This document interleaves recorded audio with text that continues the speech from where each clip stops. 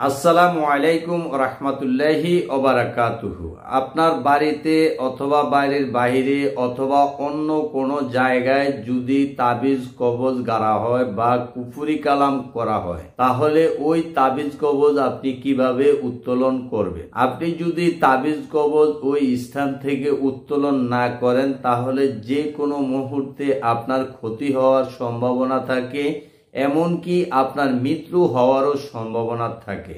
কারণ হলো শত্রুরা বিভিন্ন প্রকারের যন্ত্র মন্ত্র ব্যবহার করে আপনাকে বা আমাকে নষ্ট করে থাকে। সেটা যে কোনো কারণবশত হতে পারে, আপনার সংসার ধ্বংস করার জন্য হতে পারে, আপনাদের স্বামী স্ত্রীর ভিতরে বিচ্ছেদ করার জন্য হতে পারে, আপনার ব্যবসা প্রতিষ্ঠান নষ্ট করার জন্য হতে পারে, আপনাকে সিলানি পাগল করার জন্য, বা হতে পারে আপনাকে হত্যা করার জন্য।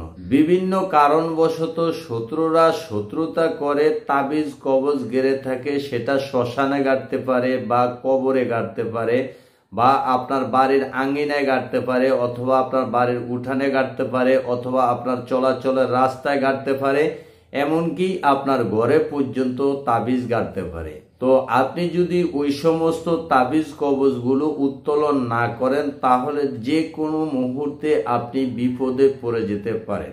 আজকে আমি যেই বিদ্যাটি নিয়ে আপনাদের মাঝে হাজির হয়েছি, এই বিদ্যা প্রয়োগ করে আপনার শত্রুকৃত গুপ্ত জাদুর সন্ধান করতে পারবেন, বা শত্রুরা কোথায় কিভাবে তাবিজ কবজ গাড়ছে তা চিহ্নিত করে ওই তাবিজ কবজ উত্তোলন করতে পারবেন। বন্ধুরা, এর আগেও আমি একটি ভিডিও দিয়েছি শত্রুকৃত গুপ্ত জাদুর সন্ধান লাভের আমল। আজকের যে বিদ্যাটি আপনাদের মাঝে নিয়ে হাজির হয়েছি, এই বিদ্যাটি শুধুমাত্র একটি টোটকা। আপনি মন্ত্র যন্ত্র ছাড়া একটি টোটকা প্রয়োগ করে আপনার বাড়ির কাছে বা কোথাও তাবিজ কবজ গাড়া থাকলে ওই তাবিজ কবজ চিহ্নিত করতে পারবেন, এবং ওখান থেকে তাবিজ কবজ উত্তোলন করে নষ্ট করে দিতে পারবেন। তো চলুন শুরু করা যাক।